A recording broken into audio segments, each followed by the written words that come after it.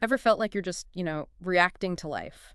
Wishing you had some kind of secret weapon to understand yourself better and actually make real progress? Yeah, that feeling of being stuck. Exactly.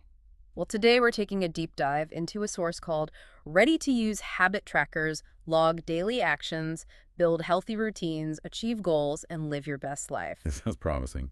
Our mission is really to pull out the core insights, the stuff that can genuinely transform how you approach personal growth, productivity, and I guess just understanding you.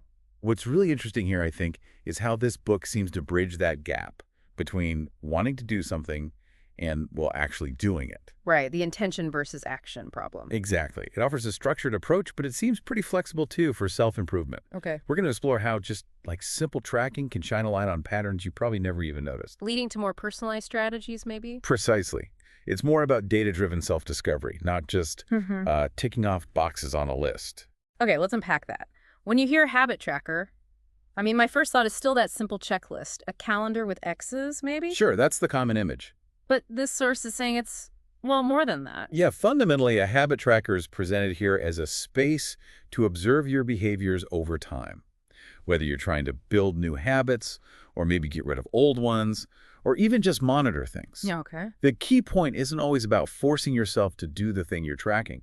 It's more about helping you see the correlations. Correlations between actions and other things. Right, between your actions, your mood, your energy, whatever you choose to observe. Okay, now this is where it got really interesting for me reading this. The author shares this really powerful personal story. They tracked moods, habits, goals, sleep patterns, and it helped them discover their own patterns, stuff that seemed obvious to other people apparently, but totally hidden from them. That's fascinating. Like, Yeah. Well, the example given is realizing that on days they didn't shower, they were way less likely to take their meds, go for a walk, get outside, even socialize. wow, okay, that's specific. Right. And the subjective view, without the, overwhelming guilt, was apparently pivotal for their mental health and productivity. That not showering thing, it sort of makes you think, what's my equivalent? That's a great point. It really highlights how these small, seemingly unconnected things can ripple outwards. Yeah. And this kind of insight, it really moves beyond just a simple to-do list. It's about gaining real self-awareness, understanding how you operate. Which is the foundation, right? Exactly. The foundation for building better plans that actually fit you, your needs, your personality. It makes you wonder, how many of us think we get the links between our daily actions and how we feel overall? But without data. Without objective data, it's often just a guess, isn't it? A feeling. That really resonates. I think I know, but maybe I don't. So why is tracking so critical then, according to this source? What's the big claim for personal growth? Well, the argument is essentially that without understanding your habits, your tendencies, your patterns, through looking at them objectively here, you're probably going to stay stuck. Stuck in that cycle of trying something, it working for a bit, and then fizzling out. Like navigating in fog, you said earlier? Kinda, yeah. You're moving, but you don't really know where you're going or why you keep bumping into the same things. Tracking itself isn't the magic fix, Right. but it provides that essential grounding. When you look back at your tracker, say at the end of the month, you can ask real questions. Right. Like, am I actually doing this consistently? Am I avoiding that completely? Is this just sporadic? That data helps you figure out solutions that genuinely work with your personality, not against it. And it's not just about spotting problems, is it? The source talks about other benefits, too. Oh, yeah, definitely. It highlights motivation. Seeing those streaks, those positive patterns, helps you want to continue them. Like the examples given, people who write down what they eat tend to do better with weight loss, right? Exactly. Or writing down goals makes you more likely to achieve them. Simple, but powerful. And accuracy, too. It mentioned that. Without tracking, we tend to overestimate or underestimate what we actually did. We're not always honest with ourselves, are we? So the tracker acts like a mirror. An honest one, reflecting your daily life, helping you stay aligned with your plans, your vision. This all sounds fantastic, but, knowing us humans, there must be traps people fall into when they try this. What mistakes does the source warn about? Oh, absolutely. It points out 3 really common ones. First, tracking something you're not actually interested in. Just because you feel you should. Precisely. If the genuine desire isn't there, you just won't stick with it. Second, people try to track things they don't even do regularly yet. Like the chore chart example for the daughter, Okay. but they never make the chart? Exactly that. The intention is there, but the initial action isn't. And third, setting goals that are just not realistic or achievable, at least not without a solid plan. Dreaming big is easy, doing it is hard. Right? It takes real effort and a grounded approach. Okay, those make sense. So how do we actually build habits that stick? What's the actionable advice here? One really good tip is pairing a new habit with something you already do, an existing routine. Like the example of meditating for 5 minutes right after you make coffee. Yes, that's a great one. Yeah. It just slots right in, doesn't feel like this huge extra thing you have to remember. Less friction. Smart. What else? Getting accountability is another big one. Telling a friend, family member, maybe a coach. Makes sense. Harder to skip if someone might ask. Totally. Also, starting small. Really small sometimes. Just ensuring you can do it consistently before you try to ramp it up. And having a backup plan. A backup plan for when things go off the rails. Yeah, because life happens, right? Yeah. Your schedule changes, you travel. What's your plan B to stay somewhat on track or get back on track quickly? And finally, don't forget to celebrate the small wins. Acknowledging progress. Yeah, recognizing any accomplishment, big or small, keeps that motivation going. It fuels you to keep making those positive choices. This is really broadening my view. Tracking isn't just about habits, like drink water or exercise. This source talks about a whole universe of trackers. It really does. It breaks them down into two main purposes. Gathering information and motivating progress. Okay, tell me about the information gathering ones. Well, they cover a huge range. Think about a year in pixels mood tracker. You color in your main emotion each day on one page for the whole year. I've seen those. Visually striking. Right. And seeing that whole year, you might spot seasonal patterns or links to events you'd completely miss otherwise. Or sleep trackers, not just how much sleep, but when, the quality, dreams, wake-ups. That sounds like really valuable data, especially if you have sleep issues. Incredibly valuable for yourself or to discuss with a doctor. And time trackers. The source mentions doing a time audit. That sounds intense. It can be a bit confronting, but so revealing. Seeing exactly where all 24 hours go with different colors for activities, it often shows where time is leaking away, I can imagine. What else falls under information gathering? Oh, lots.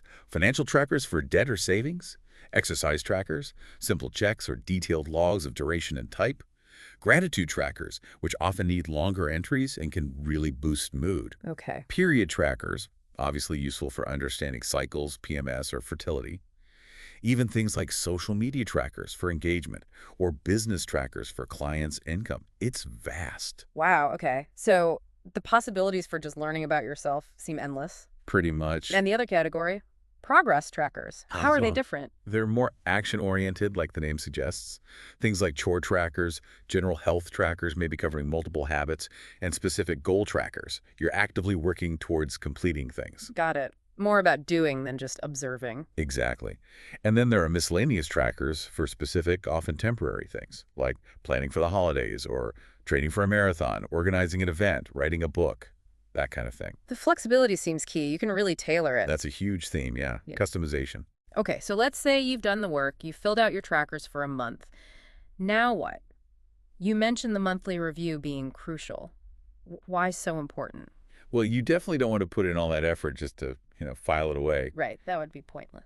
The monthly review is where you organize it, summarize it. The source suggests writing a little blurb about patterns you noticed, interesting discoveries, maybe even things you never realized about how you tick day to day. So it's the sense-making step. Exactly. It forces you to ask, how can you actually make progress if you don't pause and try to understand what your own data is telling you? And that summary then helps you adjust for the next month. Right. Precisely. Maybe you've nailed a goal consistently for 3 months. Great. Do you still need to track it so intensely? Maybe it moves to a simpler habit tracker, or you set a new, bigger goal. Or the opposite if you're not hitting a goal. Yeah, that's a clear signal. Time to modify it, simplify it, make it more attainable for now. What's one small step you can take? Does the source give a structure for this review? It does, yeah. Pretty detailed. Sections for patterns from general trackers, what goals you accomplished, what you want to change next month, add, remove, modify trackers or goals. Okay. Space for specific patterns you discovered, like I feel grumpy when I eat junk food late at night or whatever. And even reflecting on the best part of the month and the biggest struggle. This sounds really reflective, encourages continuous improvement. It really does.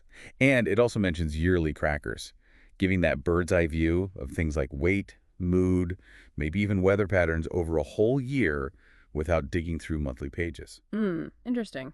But hang on, there's a step before you even start tracking, right? The source really emphasizes something called the purpose pages. What's that about? Yes, the purpose pages. Super important foundational step. They're there to help you get clear on yourself before you decide what to track. Asking the big questions. Pretty much, like who are you? What do you want? Where are you going? Why do you even want to improve? Answering these helps you figure out what's actually meaningful for you to track. So it connects the tracking back to your core values and goals. Exactly. It includes tools like a personal development plan, where are you now, where you want to be, creating your actual tracker routine, including those backup plans we talked about, a vision map, which is more visual, kind of brainstorming your dreams and goals, and something called the Level 10 Life exercise. Level 10 life, what's that? You rate your current satisfaction, 1 to 10, in maybe 8 key life areas: family, career, health, finances, fun, relationships, personal growth, environment, that kind of thing. So it quickly shows you where the gaps are or where you most want to focus. Right. It gives you immediate clarity on where attention might be needed. And it also covers long-term goal setting, breaking down the big picture. Yeah. Looking at personal, professional, family, financial goals and breaking them down. The source actually suggests just brainstorming for 30, 60 minutes, anything you want to achieve, no judgment, just get it all out there. And then making them concrete. Then making them SMART, that familiar framework: specific, measurable, achievable, realistic or relevant, and time-bound. Using the 6 W's for specific, I remember reading who, what, when, where, which, why. Exactly. It guides you to make sure each goal is well-defined, has numbers or dates attached, is challenging but possible, fits your overall vision, and has a time frame. So it really forces you to translate vague dreams into actionable steps. That's the power of combining the purpose work with the tracking structure. It links the why with the how. Okay, but life isn't perfect. Even with all this planning, the source admits people run into problems. What if you just forget? You miss a week or even a few months. Are you back to square one? Not at all, and that's a key message. It's totally normal. That's why the tracker pages are undated for flexibility. Okay, so what do you do if you miss a week? You can just color in the space, doodle, maybe make a note about why you missed it if you know. The crucial part is noting why in your next monthly review. Turning the lapse into data itself. Exactly. Analyze it. Learn from it. If you stopped for months, just flip to the next blank month page and start fresh. Maybe spend a little time thinking about why the break happened. But don't beat yourself up. Just begin again. Okay, that's reassuring. What if you are tracking, but you're just not hitting your goals? Or you feel totally swamped by all the tracking? That's common too. First question to ask yourself, the source suggests: is this goal something you genuinely want, or something you feel you should want? Ooh, good question. The shoulds are hard to stick with. Very hard. If it's not intrinsically motivating, it's tough. If it is your goal, maybe break it down further. Is 5 gym days too much? Start with 2. Or maybe just the goal of driving to the gym. Make it ridiculously small if needed. And if you're overwhelmed? Simplify. Take out trackers that aren't giving you much value right now. Reduce the number of things you're tracking within a single tracker. Focus on the essentials. And if you feel disconnected, go back to the purpose pages. Exactly. Reconnect with your why. Remember, the trackers themselves don't magically improve you. It's the insights you gain and what you do with them that matters. Wow. Okay, so wrapping this up. This deep dive has really hammered home for me that habit tracking, done right, isn't just about brute force discipline. It's much more about self-discovery. Yeah, and about creating a system that genuinely fits you, your personality, your life. From understanding those subtle connections between your actions and feelings to strategically planning your growth. It seems the real power is transforming those vague hopes into actual, tangible progress. Absolutely. It gives you a way to see your life not just as stuff that happens, but as an interconnected system where your choices have real, trackable impacts. So as we finish, what really stands out to you listening? Think about understanding your own patterns, maybe even ones that seem obvious once you see them written down. How could that unlock a new level of self-awareness for you? What one small habit or pattern or feeling could you start observing today just to get a clearer, more objective picture of how you truly operate?